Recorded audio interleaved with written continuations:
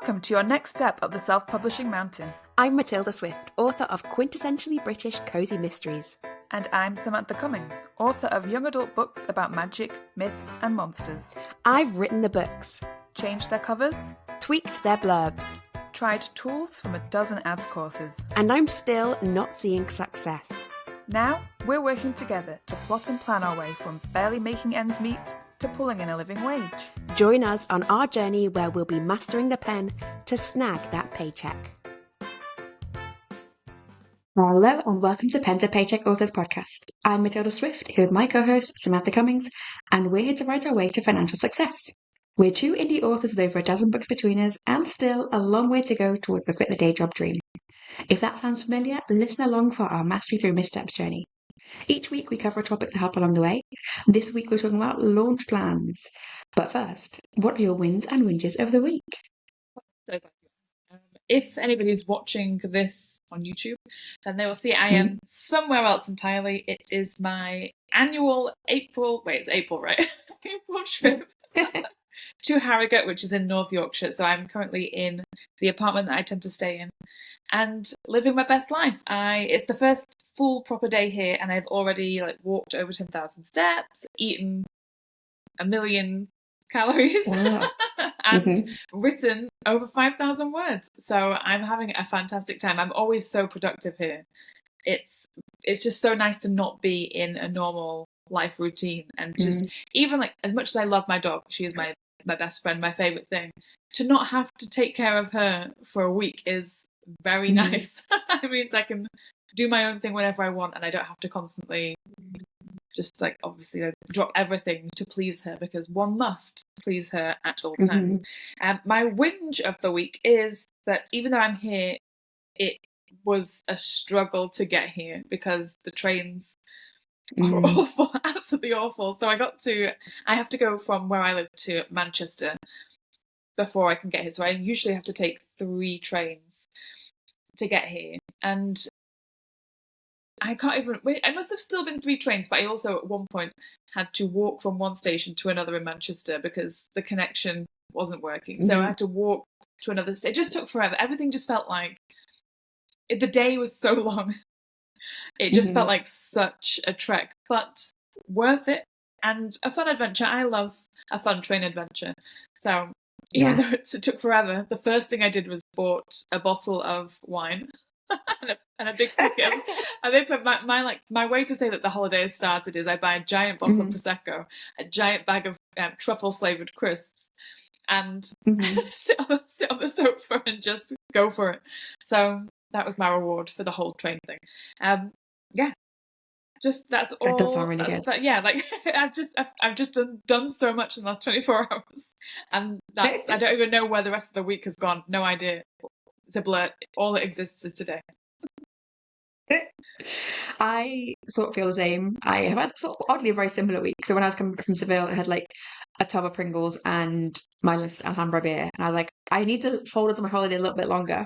I need the sunshine and some Spanish beer and a lot of carbs, just to tide me over, because I've got no more holidays planned the rest of this year. It is all writing retreats and conferences. Tiny violin, I know, but it's all work, but nice work. And I'm straight away. I went home on Wednesday, did 3 days of laundry, clean my house again because I've got different cat sitters coming in who won't remember that I cleaned for the first cat sitter.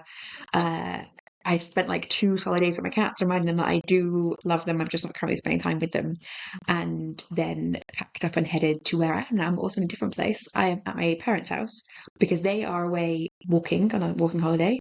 And I have stolen their house to run a writing retreat for them. So there are 3 of us here now, but there'll be a 4th one tomorrow, and a 5th person's joining us for dinner, another writer. So it feels like a really nice creative time. I've already done a little bit of work today. I am doing a thing that some people say you should never do, which is a book 1 edit, but it's a tiny edit, and it's just adding lots of little lines in. And I think I've got something 40 places that I've tagged up saying I need to do a little extra line here, just to add a bit more emotional weight into certain points where they're important in the epilogue and they lead you into the next book, and they just felt a bit tagged on originally. And I hate it. I've really been procrastinating it, and I'm going to talk a little bit more about it than I probably would normally do in a winner or whinge, because I actually have loathed the whole experience, and I had not expected to. And I've put off like every part of reading the book. I've put off every part of editing the book. And I don't know what, there's nothing creative about it is a problem. Like there's nothing new or innovative. There is Yeah. only going back over old stuff and fixing something that's like, I've already forgotten what it was about. And Yes. it's worse than my recent books. I'm doing that at the moment for my werewolf series, where I'm just going back through and editing and Yeah. tweaking stuff, and it is brutal and it takes forever. Yeah. Yeah, I'm not enjoying it even a little bit. But while I was doing it, I was just looking through my read-through numbers to make sure it's definitely worth it and remind myself why I'm doing it. And I had a really nice surprise in that. So the read-through from my book 1 to book 2 is atrocious. Like it's like 30%. And it's higher on KDP, but it's low on ebooks. And I've been running ads, and that's what's really hampering me. And the read-through from book 2 to 3 is like 80%. From then onwards, 100%. Like everyone who reads book 3 reads the whole rest of the series. And I've got 7 books. So it's like, okay, it's absolutely worth getting the read through up from 1 to 2. And the reason why, and I've had a dev editor look at book 1, and she's like, the reason why people are not continuing is like everything feels very wrapped up. And in fact, I finished my read through yesterday of it, and I went to there being like, yeah, done and dusted. That's a wrapped up book. And I felt so complete. I was like, never need to read book 2 of that. And I wrote it. So I have read book 2 because I wrote book 2. But it felt so like done, even though there's like little lingering questions at the end. It feels a bit like when you have a movie and it leaves like what might the characters do in the future? You'll never know because it's a one-off movie. It didn't feel like a read book 2. I'm terrible for that. I feel like we both have that same thing where we want to do cliffhangers and we feel like we've done a cliffhanger, but then when you go back and read it, you're like, it's not urgent enough. It's like an urgency no need to know find it, out. Yeah. I feel like that's a struggle that I also have. So I feel your pain for that. Yeah. So, and it has been good because all the places, I can easily spot places to put more in, like just putting more. So like one of the things that happens is the main character, you never see her grandma in the book. She talks a bit about her grandma during it, and she dies at the end, and the main character inherits something from her. And I was like, there's loads of mentions of the grandma in this book. We must feel the weight of her death at the end, and we really don't. And actually, when I was looking back to it, there are loads of mentions of the grandma, but like nothing personal. There's always like, oh, the grandma, thinking about her, but never anything personal. I was like, oh, it's so easy to go in and put a couple of lines in that are just like a specific memory, so that she's a real person in your head, so that when she dies at the end, you'll feel like, oh no, a real specific person is dead. So yes, so that is my win and whinge of the week, in that like it is useful. It was nice to see that actually this will be impactful if I can improve read through 1 to 2. And also I hate every moment of it. I'm not interested in it at all. So yeah, very tedious. Do not enjoy this task.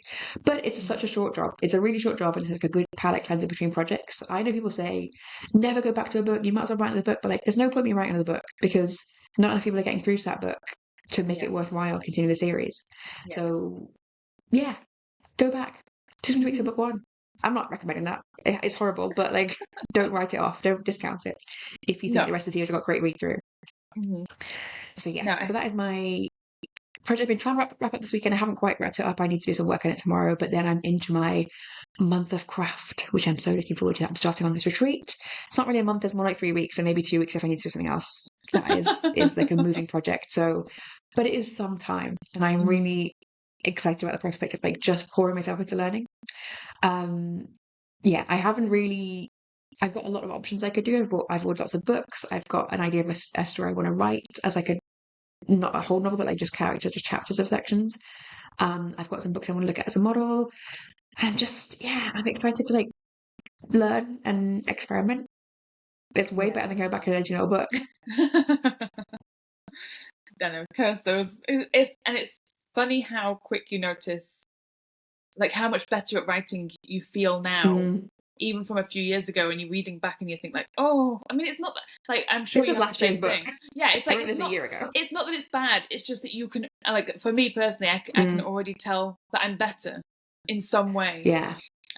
It's always, I mean, it's just cringeworthy looking at anything. We're the same. Yeah. Once you're done, you're done. Don't want to look back. I'm done. Yeah. And also, like, I can see places where I left things vague because I didn't really know, and like now I finished book 7 of the series. I'm planning out book 8. Like, there's so many more things that I'm like, oh, that I definitely know what happens. Like, who these people are, what's happening in this part of the town. I could firm that up. Yeah. Well, I'm glad you're doing it. It's a job that you will appreciate yourself doing in the future. Your future self will appreciate. I'll be really annoyed if it has got no impact though. It's a test. If it's just like, this is a niche series that only a small people like, and if those who like it really like it, everyone else is like, not for me. Oh, Yeah, I know. I hope that's not. it's a test. Yeah, it's just it's a good test. It's a tough test. Mm, So I think we're both done. I could win and whinge forever. So I could win and win all week today, yeah. Let's move us on. Our topic of the week, we are talking about our launch plans, even though neither of us has a launch in the near future. But why are we talking about it today? Yeah, so we don't have an imminent launch, but I think both of us got launches that are near enough that we should be thinking about launches, and we are not. And so we're sort of bullying each other today to be like, think about this. I know the reason I'm not thinking about it. So I've got launches in my existing series, which to me feels like not a big thing that I make a big deal out of, but I have really slipped in like doing nothing, like a few emails coming up to it and like a social post. Partly because like the series, I feel a bit deflated about because people are not enthusiastic about it, and it's like, well, then I'm not enthusiastic about it. But also partly because I don't know, it's okay, it's coming. But I'm also not excited about my new series that's starting at the end of this year because I have written the first draft of book 1 and it is not good. It's not, And it not will be good. right? Yes. Hopefully. But like all I have right now is the really not good version. I can't make exciting big plans to like promote this big series. I'll be like, it is awful, guys. Don't read this. It is terrible. You won't feel Christmassy. You'll hate me after you read this. So yes, so I think we need a bit of bullying to actually get into some launch planning. Yes. I actually have been a pretty good girl today. So my next book launch is the 29th of June. And Which is 2 months away ish from where we are now. It's 2 months away, and I am strangely ahead of schedule with all my edits. Like all my edits are done. The book is done. I could upload it. I could upload it today. Almost choked on my tea then. What? Yes, I mean, I'm sure. Like, I still need to proofread and like just double check stuff. But if I wanted to upload it today, I could. I've got the file.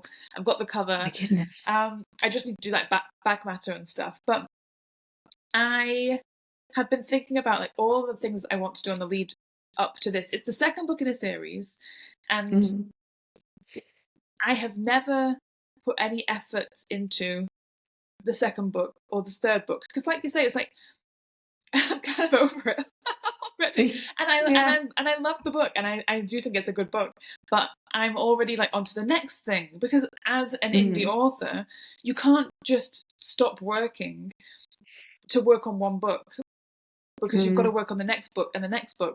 So even though this book isn't out yet, I've already moved on to another book.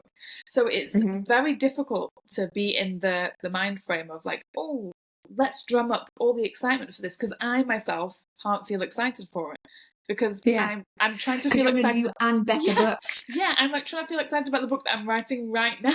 So and then I'm getting really excited about the series I'm starting afterwards. So this is a futurist problem of always wanting to be doing the next thing and being excited about the next thing that I'm so bad about thinking about the current thing. Yeah. We were talking earlier about making plans, so we are about to start a set of tiers in our Discord, and as part of that we will be having these like days where we all work together on a certain project and we were choosing what projects we want to work on. And in the next one that we're going to do, the first one we're going to do, I picked like social posts, which I don't need to do, and they're social posts for the launch of a book, which like I don't need to do because it will be months off launching, but like I want to do it while I'm writing the book and enthusiastic about the book, and I need to make sure I am doing more social stuff while I'm enthusiastic about the book and not waiting until I'm in the next book and be like, that rubbish, that's in the past, doesn't matter. Can't even remember it. So I've in my attempt to be a good podcast girly, I've been thinking about all the things that I could do for the launch of this second book. Because for the first book, I did NetGalley for the first time ever, and it was so good, and it really it was my biggest book launch ever, and I think that was down to Goodreads and NetGalley, and having all of those things combined really snowballed. I mean, I'm not making mega bucks. I'm selling the book, but it's not. I'm still like a tiny person, but it still was like a big step for me. So for this next one, I want to do that again. I don't know how good it is to do NetGalley for a second book in a series, but I just am having to have the mindset of this is a trial, it's a test. Everything I'm doing is a test. If it doesn't go great, maybe my next series, the second book, I won't put it in NetGalley. It's all of this stuff that I'm just trying to keep in mind of it. I'm just testing these things.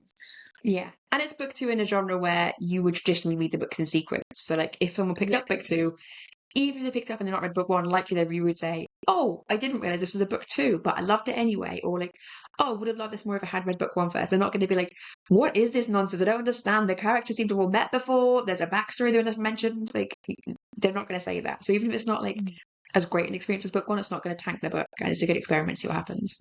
It is a good experiment. So I've already emailed the NetGalley co-op that I'm going to be using. This far in advance.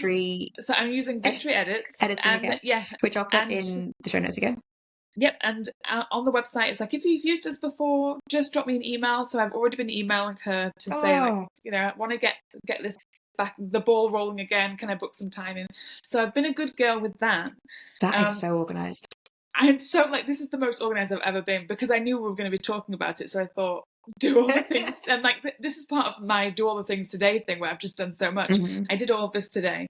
And I've also made a list of all of the websites that I want to run an email offer on. So, you do a 99-cent deal, and then you get BookBub to send an email out to all the people. So obviously paid promotion stuff. So I've been making a list of the BookBubby sort of things that I could be doing, and I just need to decide when for book 1. So I'm thinking about all this stuff of getting people into book 1 to lead through to book 2, and it feels good to be thinking about it, but I also feel like a mad scientist who doesn't actually know how to do science. It's like I've got all the equipment, but you just don't. That's true.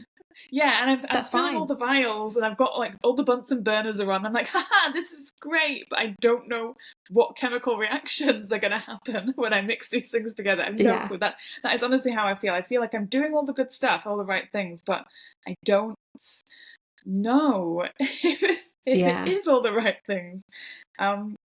That's like, I feel like I'm really still trying to hold on to we're so far apart now, we're in such different locations. But yeah, I'm really, really holding on to the presentation that I saw at Seville and Ireland. I saw Deanie Ray speak twice, and in the first one in Ireland, she really talked about, like, you can't learn year 8 maths, so you've learned year 1 maths. And I chatted to her after her presentation in Ireland, which was in Seville, which was so good. And she again reiterated that, because she is someone who, like, started out really slowly, and, like, started out with books that if you'd go back and look at them, they're like, they're just okay. They're really, like, a good example of a crazy mystery, but nothing stellar. And her current books are, like, every book in the series is like top 100 crazy mysteries. Is a very competitive genre. She is absolutely knocking it out of the park. And she's like, yeah, I just, like, I'm not going to give you, there's no advice to give. There is just, like, keep learning more maths. There's nothing you're doing wrong. Like, you just have to keep going. You can't, if I told you something now, it might be year 8 maths, you can't do anything with that because you maybe only at year 4 maths. Like, that's fine, but, like, just keep learning. So I feel like it can feel really frustrating when you're like, I've got all these tools. I've got, like, the Bunsen burner, I've got the conical flask, and, like, but I don't know what to do with them, and I keep just, like, blowing things up. Yeah, I forgot about that quote of doing year 8, trying to do year 8 maths when you're in, like, year 1 maths, and that is so how it feels. It's so, like, that's so exactly how I feel. I know that at some point I will understand it and it will feel less intimidating and overwhelming, but right now I'm intimidated and overwhelmed, and it's not in a bad way. Like, I don't feel bad about it, and I think maybe a couple of years ago this feeling would have felt impossible to overcome. Like, I couldn't imagine myself getting better at it, but now I know that I will get better at it, but it's just like, I just got to go through with the plan. Just go straight on and just see what happens, and keep in mind that it is all a test. And that really, I need to have these things on post-its on my desk. It's like the year 8 maths, and this is just a test. Treat it as a test. I think it's that you don't know what year you're in at maths. So, like, there is no textbook for, like, the year you're in, and it feels really frustrating because, like, you're allowed in any any maths class you want to enter. You can walk into any maths class you want to go into. Your school is a weird one that lets you into any maths class, and you have to decide. And like, you might go into one on one day and be like, oh, you know what? Actually, I'm really good at trigonometry, and it's like I can be in year 8 trigonometry. Then the next day they're doing the calculus, and like, I got nothing. I'm in the wrong class, and you're like, I thought I was in this level, but I'm not, and I don't know why. And I thought I understood things, I don't know why. Yes, and obviously in the Discord we've got like a lot of people who are all at different. Well, like everyone's at a similar level, but everyone's understanding of particular parts of maths, so like calculus and algebra and stuff, is everyone's at different levels, even within the same group. So it feels difficult. It's like fun to ask questions, but then sometimes the answers to those questions go over my head. And if I see other people's questions, I'm like, oh, that's a really good answer. But then I think, I don't know how that applies to me. And it's just a timing thing. And it's probably, I find it really hard to gauge, like, should I try and apply that to me? Yes. Yeah. I don't know. Because also people are not very proud what level they're at. Like, generally across the industry in self-publishing, people are not super... No one's like wearing a badge of like, this is my current rank on Amazon, and this is how much money I spent to get there, and this is how long I'm going to be doing it. Like, there is no ID in it. There's just like, you could be talking to somebody who, you know, is number 1 on Amazon right now and you don't know it. Yeah. Because they're right under a pen name. And then if they tell you like, oh, just run like $10,000 a day of Amazon ads. Yes, you'd be like, that is another thing. Yeah. Yeah. So, I don't know that would work for me. Because I've got a list of the websites that I want to use for book giveaways for my first book. But obviously each of those costs money, and they're different amounts of money, and you've got to try and determine which one is the best for your genre. And, you know, is it worth it? Because every single time you do it, I've done those things in the past, and it wasn't part of a launch schedule, a launch plan. It was just, oh, I've got some books, let's run a deal on a website. And you can learn something from that, and then what you've learned from that doesn't help you with the next thing anyway, because emails hit at different points of the year, and it hits people during different political climates, and you can't... That also feels like another hill to climb. But all I can do is decide what I can afford right now, because I know that people would say, just here's a list of all of them, just throw it in, just do this, just do a book club, stagger the days of these things, and then you'll be able to see which one's working. Just spend a mortgage payment on a book club that you don't know it's going to pay back. And it's this kind of like, I'm trying not to imagine or predict what the outcome's going to be, but at the same time you have to try and think about what you think the outcome should be to know if it's worked or not. Because when I've done it in the past, the advice was, and this is like still good advice, but it was, if you're doing these book giveaways, don't do them all on the same day, because you want to see what impact each of them has on like your KDP and stuff. And if you do them all on one day, you can't tell which one has done a good job. But because I'm making so little money anyway, I don't know if, like, you would think that'd be easier to tell, but I also right now don't even know where my readers are coming from now. So I wouldn't know if it had all come from one email on one day, and then 3 days later when I run another one, I assume that's from the third email that I signed up for, but actually that was people from the first email who were just catching up with emails. It all seems like maths. It's like maths that I don't understand. And do I need to understand and I think like if you've done it several times, then you feel like, oh, you know what, I know what the cumulative effect is, so I can discount that. But if you've done it several times, what you have to look at is like the data as if it's true. So like day 1 promo is the day 1 results, day 2 promo is day 2 results. You have to assume that's true even though it actually isn't true. So then it's like, I know I'm missing a variable here that I can't factor in because I don't have the experience, and that's really frustrating. That's not good. I mean, I think we could use a maths example, like really it's just science, right? Let's keep it this. We're like, we've got these unknown constants that we're not factoring in, and we have to pretend don't exist, which is like, you can't solve maths equations that way with constants that you ignore. Yeah. Do you know, I have this wish that Amazon would just show you exactly where every sale came from. Yeah. If that's Amazon probably next on their list. I hope so, because I would love that. If you could say like, I've just had this person, but they do collect the data because it's all cookies. Yeah. So if somebody's reading my book now in KU, I should be able to click on that person's anonymous profile and see when they got the book, what date and where they came from. Because Amazon has that data. They have it. I mean, what I found really annoying is they're taking data away. So, like, I'm in the affiliate program and I use affiliate links, and they just took away all the data of what people buy, and you feel to see literally what people bought from your links. So and that's my favorite thing about it. I don't really, the money is not that important. It's not that much money. That does seem like a breach of GDPR, but yeah. You couldn't see who it was. You could just see from clicking this link, you know, it would be like 100 people clicked this link, and from that there were 30 purchases, and you didn't know who clicked what purchase. But the 30 purchases, you could be like, there was like 7 different cruise shoes. Some of what, like the world's biggest supply of coffee that I didn't even know you get that much coffee. Some strange. It's like a mystery writer's dream. Yeah.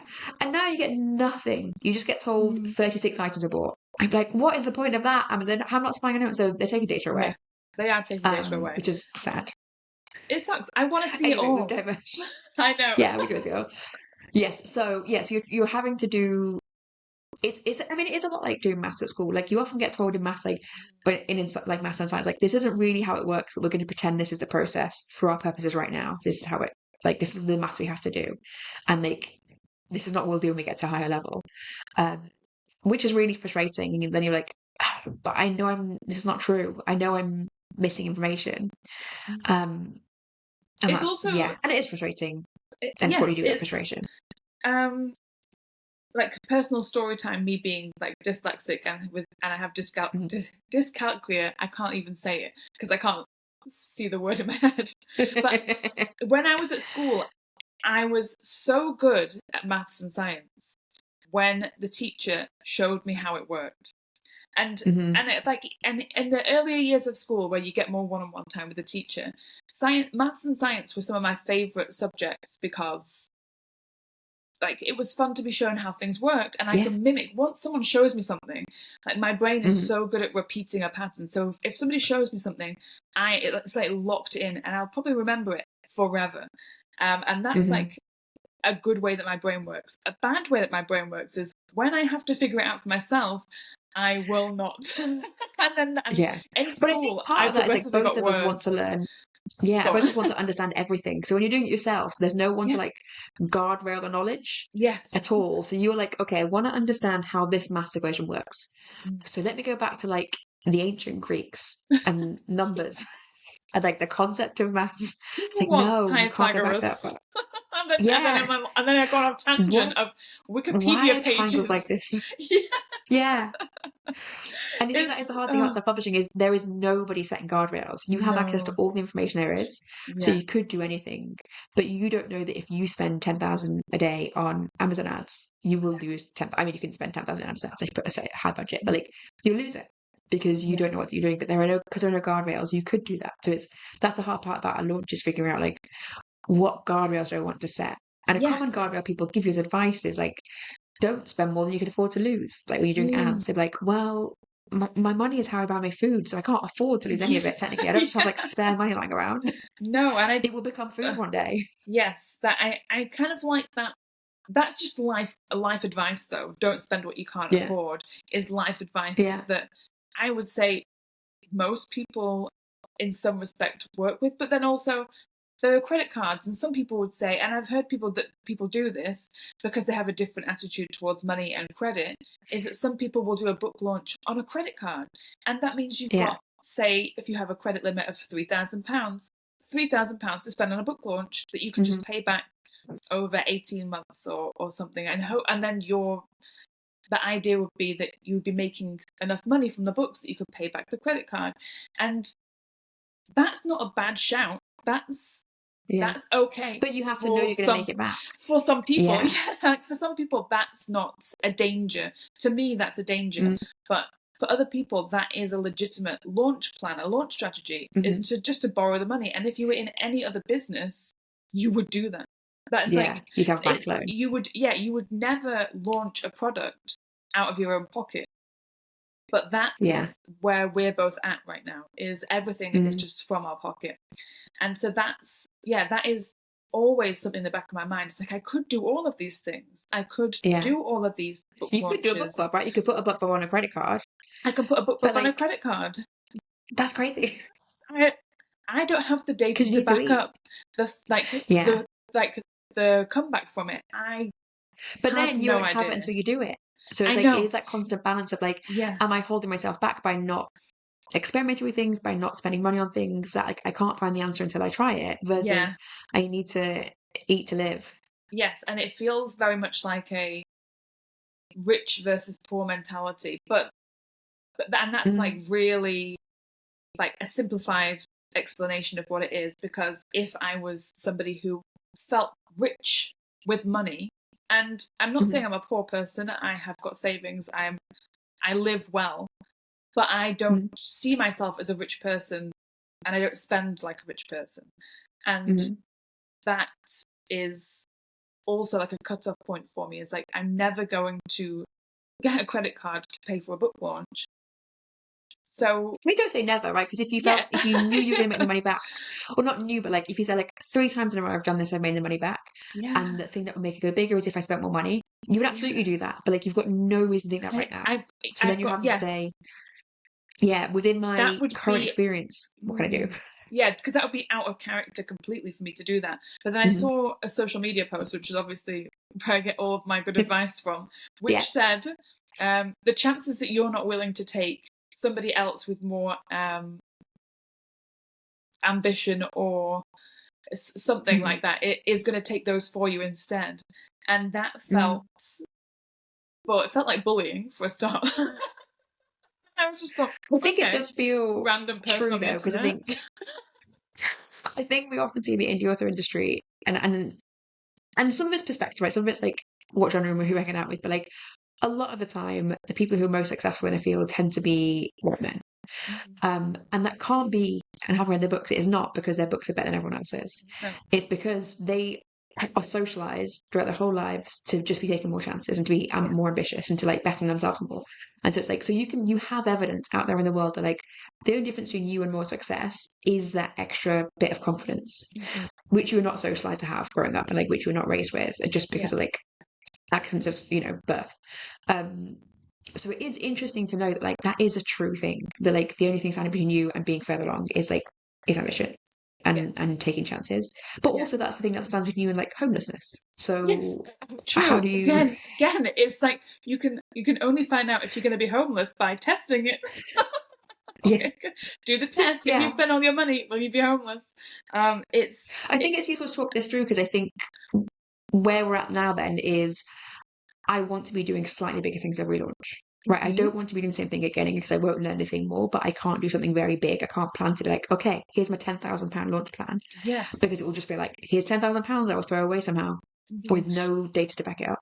Yeah, like I've got this list of places that I want to do these launch, these deals and stuff, and I want to, like, I've got some ads that I want to run for the launch, and I've got the NetGalley co-op that I'm going to do, and I have yet to actually even, and this is me in a nutshell, I haven't put prices on any of these things. I've made a list, and I know that the stupid thing is, like, I know I've got that money to spend, however much it costs, I can afford. Like, I can afford NetGalley, I can afford, like, I can afford all of the things. There's like the only limit. True, right? Because what you could do is spend 10,000 a day on ads. Oh yes, like so there is a real like limit you set yourself. Ads not included, but just in terms of these extra, because I'm already running ads, so I already have an ads budget that I work within.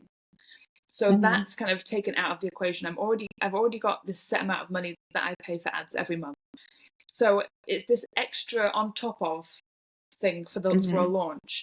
I can afford to do all of these things, but I'm scared to actually look at the price of them, because if I pay for them all separately, and this is like, again, this is a me thing, if I pay for them all separately, they are separate transactions, and it feels more like free and fancy and like flirt, just flirting with like just like little like just, it's like when you go shopping, you're like, I'll get a cup of coffee here, I'll get some lunch here, I'm gonna buy that bag, oh, let me just grab this cake, and then you get home and you've spent £200, and you would never have just gone into one shop and dropped £200 in one place. It kind of feels like that's like a me money mentality of, I would rather just like imagine that all of these spends are like whimsical. Maybe that is useful. Maybe that's like a way to think about it, because like you have the money, and I think I would say maybe from listening to you talk right now, it's useful to maybe think, can I do things that will like give me something to test, A, and B, be a little bit out of my comfort zone. Not so far as like a book pub, because it's only your second book in a series. It would be very hard to pay back on a book pub. But if you know that you want to have data for your third book launch, when you could do a book pub by that point, you want to do everything up to it. And like if you're promo stacking, you're going to do 5 days, so like 5 things to stack. That's probably nothing more than like 200 quid, right? Like you say, you could drop in a day of extravagant, like hopping around town. So if you said, I'm actually happy to spend anything on these 5 promos, because I know they're all cheaper than a book pub, and all I want to do is stack the 5 best, which you can find as a list from David Gogren on his website. He updates an annual list of what's working right now. I'm going to stack those 5. I'm going to try and do them on different days so I can collect some of the data. Again, there's no chance to know like, oh, was day 3 polluted by day 2, or did Amazon realize my book's doing really well and it suddenly sent an email out to other people as well? Did I send a newsletter that day? Like there's a bit of corruption of data there, but like enough that you can get some data. And just go for it. Even if you think it won't all pay back, because then you can say on book launch 3, I know I could do all that plus a book pub, or it's not worth it. Not doing that. The dumb thing as well is that I never think I'm going to make the money back. I always assume that it's just a spend. I just assume that what I'm spending is just gone out of my pocket. And I never bank on it coming back. And I know that that is not how a professional person should view spending money. Yeah. But it's just practice. So it's practice. Also, it is practice. I've just not had an example of it. You can't. You can't earn money back on ads the first time you try them, or promo stacks the first time you try them necessarily. So like, I think that is a healthy mentality to have for a while. Just to be like, I'm spending money to learn things. I'm on a course of my own making, and that course just happens to be giving money to Mark Zuckerberg and the people who own these promo stack sites. I know you're saying you are doing ads now. Are you thinking about upping your spend on ads? Are you thinking about having like a specific campaign? I just upped my spend on ads, and so far it's had no difference, no effect. And I've only upped it from £5 a day to £7 a day. So I'm just doing I'm still in kind of testing phase, and that has shown me that £2 extra has done nothing. It's just the same result, which is fun. But it's fun to know that, because this is the first book, so I'm only advertising this first book. So there is like, and people can see there's only one book in the series, so that might be having an impact. I can't build on it anyway, and I for like my launch and stuff, I'm going to use the money from that budget just to do ads for the launch instead. So I kind of feel good about what I'm doing with my ads at the moment, knowing that I'm not going to make that money back. This is just capturing data, giving Facebook ads like the information that it'll need for future use when I've got the full series out. So that's been like a real mindset shift, is feeling like that is that's just a test place. And I need to expand that mindset into launch as well. And I actually feel like I'm having a lot of epiphanies in this podcast. I've not said it, but it feels like, because before we started recording, I said, epiphany. Before we started recording, I said the only things that I have to say today seem really childish and silly, but that is where I'm at right now. I do feel childish and silly, and that's fine. I'm okay with it. And that's important to recognise and be like, do I want to be there? Do I want to be somewhere else? How do I get out of this if I want to change it? Because I think a lot of self-publishing, I don't feel like everyone feels this way, but I often really feel childish and silly. I'm just like, I feel like everyone else knows something that I don't know. And like, is there, again, we've said this before, like, I feel like I missed a class or like a whole year of school. Yes, that everyone seems to attended and they know what they're doing. Yeah, especially if you go onto Threads. Threads seems to be the place where everybody talks about how well they're doing. This is like, That's your algorithm, because I have the opposite algorithm. I want someone how badly they're doing. My algorithm, it's because I respond to the positive, like when I see people doing well, I like will respond to it and like it, because I want to train the algorithm to send me, or train the universe to send me that kind of success. So I see a lot of this. That was so woo woo, I know. I see a lot of people saying how well they've done. Like, this is my best. Like, I've had like 1 million page reads, and I've made 25 grand this month, and Yeah. and that's fun to see. But also, these people are not doing anything different to what I'm doing. From what I can tell, they're just releasing books, and the genre just And what's might be a interesting, bit right, is better. as far as you can tell. Yes, Right, it's as like far as I if you're can in a maths tell. Yeah. class, you know, if you're in a maths class, it's fundamentally the same from like year 1 to year 8. Yes. You'd be like, I'm sat here writing numbers down and like use my calculator, and like so are they. What I don't understand what's different. They're so smart. But then on the flip side to that, I do also see people saying things like, "Oh, I'm posting every day on social media and I'm getting no sales."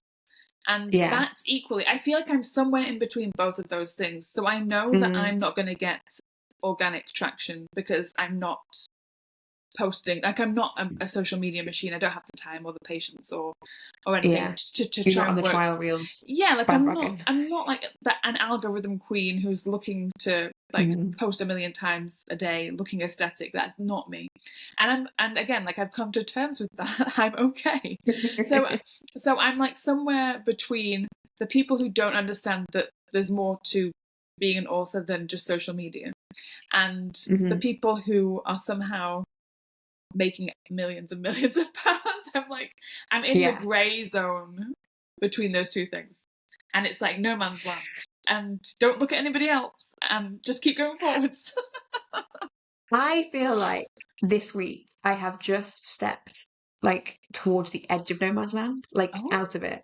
I'm on the way out of it, and I've had two things that have helped me feel really like I am getting data and learning things that I can do stuff with. So one, I put my book up at 8 up for pre-order, which I think I mentioned last week maybe. I put book 8 up, and I only put it up in order to have it in the back of book 7. And this is book 8 of a cozy mystery series, so you don't have to read every book in the series.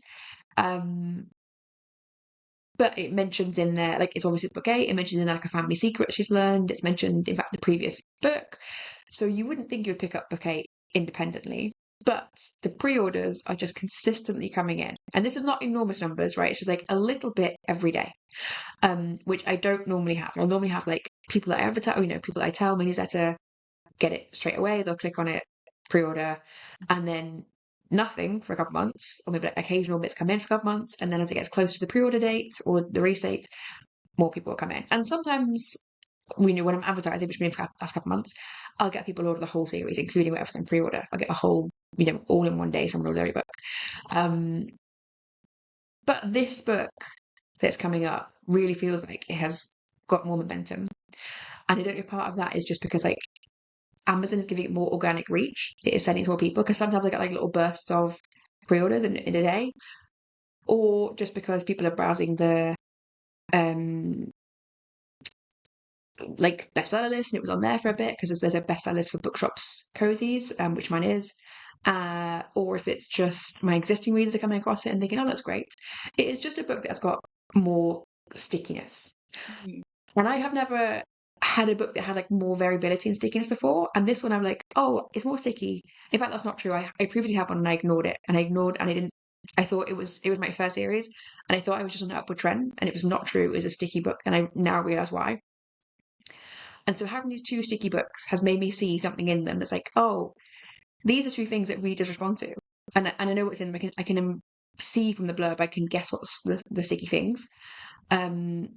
Because the first sticky book I had, someone had mentioned the thing in it in a review of an earlier book, and I had overlooked it. It's about a family, like a kind of black sheepy family. And this book was really focused on them, and everyone's like, got to get that straight away. And the book in my new series, it's like a bit stickier. It's set in a country house. It's got links to an Agatha Christie mystery. And I was like, if I had seen that, I'd click on that. And I feel like it was such an epiphany in a way that it shouldn't have been. But like, I have done a lot of things in the past that I was like, I think this is it. I think I'm writing to market. I think I'm writing what people want, and they just haven't. Yeah. Because, and I've said this before, like, I'm really looking for like something that's like a little bit hookier, a bit more like I can get people excited. I haven't had that. And like being able to reflect back on this new sticky book and being like, okay, I think I can see things that if I wrote more of that, people buy more of my books, which I feel like I've never really got before, because the one that was sticking in my first series, like it's not as easy to do that thing. Like it's a particular family people liked, and I was like, I can't make a whole series about them because it wasn't just them, it was about them and the situation they were in. So but I can pull elements out of that out. I can pull elements of like the Black Sheepy family out. Great, but I was like, I can't see how to make a whole series out of that. But this new book, I was like, I can make a whole series out of this concept, or like build it into it. And in fact, I've already got a series on my like to write list that has got many of the elements in that this series has. I was like, okay, that series has to come higher up my to write list. So that felt like a real epiphany of like, I can see data and I can figure out a way to use that data, which I've like, oh my goodness. Yeah. That sounds like year one maths. I'm aware of it, but like this feels like a real epiphany for me. But that's the thing, it's like, because you're always doing things all the time, it's hard to know what the things are that you're supposed to pay attention to, because you're trying to pay attention to everything all at once. Yeah. So it's hard to see so those things spikes. Don't have a big effect. Yeah. They have a lot of tiny incremental movements. You're like, what made the incremental move? I don't know. It could be anything. But like being able to see a spike, yeah, that feels like, okay, look more closely at the spike, figure out what it is. And like, because also this is book 8 in a series, books 1 to 7 have been quite similar. So I know what's different about book 8. So it has to be that thing. Yeah. So yeah, so that's so exciting. Yeah. And that's really fun. And do you know what it feels like though? I feel like you're like, that's like a Jennifer Lynn Barnes like shift, because she biggest compliment, because if you look at her books and the progression of them, you can see her picking up the sticky things and running with it into the next book, and then this works, do it more. Yeah, and then picking up like that next thing and take it into the next book. And I can imagine some people don't like that because like they think it might be samey or whatever. But for the people who love it, that's how you become a lifelong. Yes, like that's how you get lifelong readers, because they're like, oh, I love when she does that. So that's you're like, JLBing over there. Yes. That's better than an epiphany. We need a little JLB necklace of like, oh, what would JLB do? Yeah, I think so. Because she's so. She just I just want to know everything she knows. I want her brain in my head. Yeah, me too. Yeah, I mean, I do. So yeah, you're already there. So anyway, that was my first epiphany of like, here's data I think I can analyze and use, which it felt like, again, that felt like I'm like an idiot child, right? Because like that is so obvious. Like I just haven't had the opportunity to find that data before to do anything with. So delightful.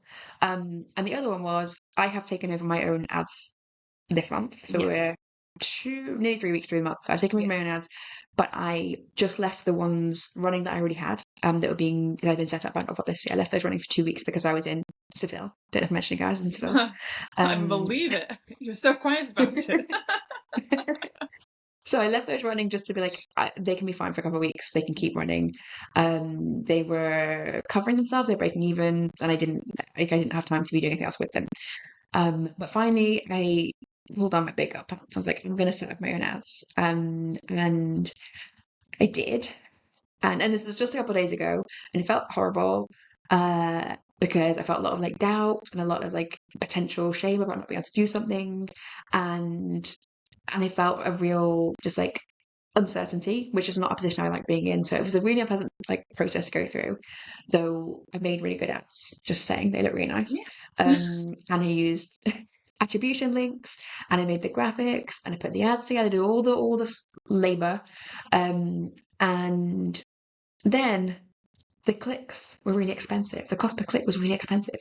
Not really expensive, but when I compared it to the non-publicity ones that they'd started, they were so much more expensive. And I was like, oh, I've done something so wrong. What have I done wrong? And I had a little bit of a wobble. Felt bad about myself, really. Had a bit of self-loathing for a while. And then I was like, you know what I could do? I could test something. And I've got a thing I could test. And what I can do is restart an old Novel Publicity ad that was successful when it started, that has been turned off subsequently. So I know it's not running. It's the most similar one to the ones that I was running I could find, but it's not running right now, and it had been low cost per click when it started. I just I duplicated that and started it again, turned it on, and it also didn't get low cost per click. It was, and I was like, it's not me, it's just like the time of the month, or it's the time of year, or it's something, but like it's slightly lower cost per click than mine. And I was like, maybe it's because it's Square Graphics, right, whereas I'm using 4 to 5. Maybe it's because it's no attribution link. Whatever it is, like, there's only a couple of things it could be, but also we're not miles apart. Yes. It's just a slightly better ad than mine. Fine. Oh my God, I felt like a genius just being like, I can test this thing and not just sit around beating myself up for ages. Again, an idiot child response. That felt good. Yeah, no, but it's, you have to go through that feeling, I think, of being unsure and think that you've done something wrong, because that's, well, this is speaking from my brain. That's how I learned. I was like, oh, I've done something wrong. How can I figure this out? And then you do figure it out, but it's just a painful learning process. Everything's painful learning process. And I think in the past there'd just been too many variables to be like, I've done something wrong. It could be anything. Whereas like having these old ads that I knew worked and I knew I'd come in a low cost per click, I could turn that on and see, is it me or is it the ad? Like, is it the ad or is it the time? And it's not me. It's like, okay, I'll live with that. I feel epiphany adjacent, because I feel like we have both learnt about parameters. I feel like this is like a fun parameters thing. It's like if I do this and I like decide that this is the thing that I'm going to do, then this is the thing I'm testing. Just to say it in really layman's, that's like the stupidest thing to say. Yeah, but that feels like what we always want to do. Yeah, like it's. I think in the past it's just felt like there's too many parameters to know what I'm testing. Yeah, I feel like for my launch plans, everything is coming into a box that I'm building. Like I'm putting, and let's talk about cooking. I'm going to pick a few ingredients. A new metaphor on the go. I'm going to put a few of the ingredients that I have into a bowl, and I'm going to bake a cake with those and see what happens. And then the next time that I come to do a launch, I can decide if I want to mimic that same recipe, or do I want to add or change an ingredient to get a different result. I know this is so obvious. I just have to say these things out loud. Yeah. I can't always have inside thoughts. And it's, yeah, but it's not obvious. What's not obvious is how to do that. Right. So like if you're thinking, when people are like, just test your Facebook ads, just spend some money that you can afford to lose and do some testing. It's like, test what? There are like 1,000 things I could be testing. And Facebook is constantly trying to trick me into accidentally turning on some settings that I might have turned on. And so like by the time I've finished trying to turn off every AI automation, I've run out of steam for testing. So it's like, there's just so many things to be testing. I think now it feels like we've done enough testing of some things that we can finally be like, okay, I've eliminated some parameters or I've set some baselines and now I can do some actual tests. Because like NetGalley, right, the NetGalley co-op, we both did it for the first time last year. And now I know that works. That is a great way to get some reviews in. I've got that in the bag. Tick. So I know that I can get reviews in when the book is launched. I know that I can get reliable reviews in. So I know the next thing I want to do is what's another thing I want to test? Like that I've already got checked off. I can then test, do I want to try and get a broader base of reviews? Do I want to try something else like book sirens? Or do I want to expand my own ARC team? Or do I want to say, that's actually enough ARC readers for me from NetGalley. I want to try this time, focus on a promo. Like there's just so many parameters to test that like every launch you're trying to narrow down the things that do and don't work for you. And it can feel at first like you're doing nothing, but actually you are doing stuff. And now it feels like we're at a good stage of we've got some bows in the quiver, to bring a new analogy in. Right near the end of the podcast. We've done so well. I mean, we did stick with maths for longer than we'd stick with anything. So yeah, really tortured that one. Yes, but yeah, I've never used things like Book Sirens, Book Sprout, and I don't know if I should. Yeah, it's always it's just hard to know, isn't it? It's just hard to decide if that's where you want to spend your money.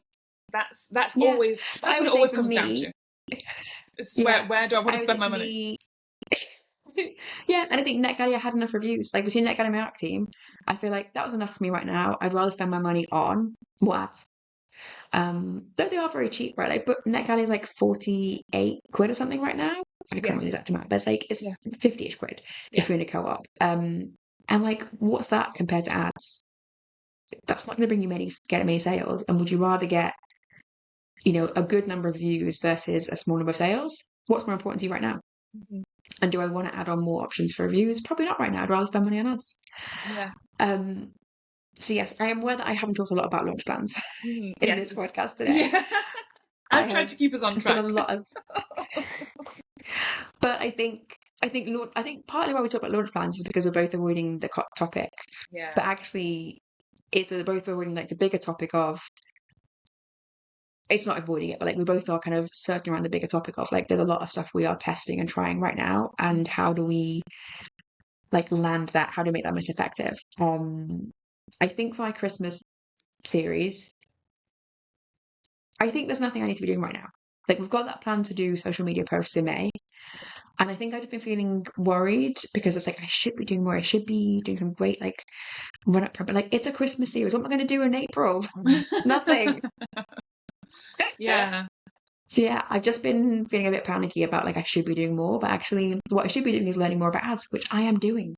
Yeah. So I want to have more. Yeah, I want to have more things I feel solidly confident with in advance of my launch, because I've on purpose chosen a book niche that has a narrow window for sales.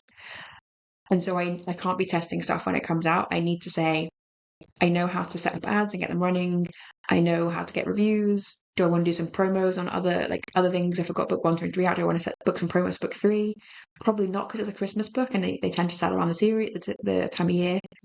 So yeah, so I think I just need to like feel more confident. Yeah. And do things like the planned promo social post making while I'm in the enthusiast stage of the book. Yeah, I think my takeaway from this is that I need to decide how much money I'm willing to spend on a launch, and then go from there. I think like, because I'm just thinking about everything separately, what I really need to do is think like top down rather than building everything up to a point where it's like I could pick several things to do and then only afterwards would I see how much money I'd spent. That's silly Sam. That's silly Samming. And I need to not be silly Sam. I need to decide, okay, I'm going to spend £200, just to say a random number. I'm going to spend £200 on this launch. What can I get for my money with that? That feels... Yeah. Or you could say, like, better. I'm going to pick £1,000 and say, like, what happens if I have an expensive book launch for me compared to other book launches? Yeah. Right. So it's like there's loads of things you could pick. So I think it's just like picking a path of what do you want to learn right now? Yes. And how are you going to learn it? Yeah. Rather than just doing more of the same. Yeah, and just doing it randomly with no intention. Because I don't have an intent. The intention is just like, can it be better than the last one? But can it be better how? Yeah. It's that specific. I'm not asking the right question of myself. That is just, my life, really. Yeah. This is so hard. I feel really tired today because I've done like a quick turnaround from Seville to come to this writing retreat. And it's not stressful to prep for this retreat. Like people are coming very nice, but like there's a bit of organization.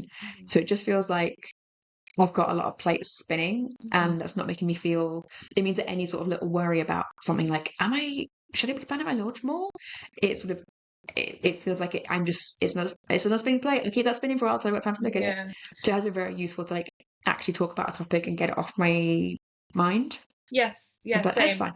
Yeah. I think that it's just got to have the conversations, got to say things out loud. And yeah, I feel like this time next year, I love saying this time next year, we'll be so over this. We'll be millionaires. We'll be millionaires. We'll be Jennifer Lynn Barnes' best friends. She'll be amazing. The third on our podcast, and we will be talking about all the amazing things that we do together as best friends. Oh, absolutely. I think that's, inevitable, I would say. Yeah. Yeah. I can imagine it. So it's so much fun. Yeah. And we'll be chatting about launches, and she'll be in the Discord, hopefully with the rest of us. Have we got anything else to talk about today on our nebulous launch associated topic? No, just be glad that I didn't bring a glass of wine in with me, because this could have been so much worse. I'm drinking water. Usually I'd have a glass of Prosecco for my holiday podcast, so thank God. Yeah, but got to keep those thoughts in order, regimented order today. That's what we've done for you guys. No, it has been such a good chat, even though it has been a rambly one, but a useful one, I think, because it was one of those ones where we were not asking the right question. So it was useful to kind of get to the nub of what the question is, which I always love. Hopefully it's been good to listen to. If you would like more of our ramblings, do join the Discord where we all ramble together and we ask questions, and you can ask a question like, what's my launch plan? And then people will dig down into like, what do you mean?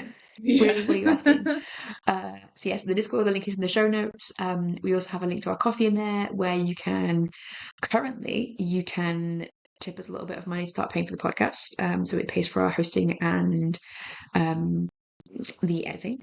However, there's more exciting things to come, which we'll be talking about next week. So next week we are talking about building our next steps in a great author community. I didn't say that correctly, but you got the concept. Do you want to reveal? I know. I can't read. It's too late. I couldn't read what I've written earlier. Do you want to reveal the name of what we'll be discussing next week?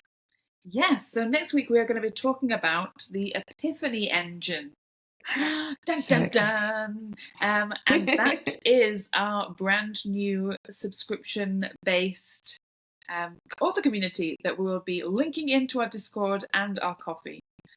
And it's the most exciting thing. I can't wait to talk about it. I'm so excited. Yeah. Yes. So we'll continue having our regular Discord. So if you want to hop in there, just chat. Like that is always there. We've got several channels such as like writing memes, no super questions, resources that we share, question of the week. So loads of stuff in there. There's lots of really good authors, really good people answering questions in better ways than we can. But also we're adding onto it some extra channels of things that you can pay for, things like extra resources. But we will tell you more next week. I know you're clamoring to know more now, but it is to come next week. Patience. Yeah, you'll just have to wait. You'll be very excited by then. I think it will also be a good like mindset chat from both of us as well about like how we're thinking about the author community we want to build, how we're thinking about like what support people need. So it's not just going to be us telling you about how you can give us more money, which, you know, great for you, you'd enjoy that. But it's going to be us talking about like what authors need and what support we want to give and, you know, how you can get it and how you might think about it yourself. So we will look forward to speaking to you then. And it's been a great chatting. Goodbye. Goodbye. You've been listening to Pen to Paycheck Authors.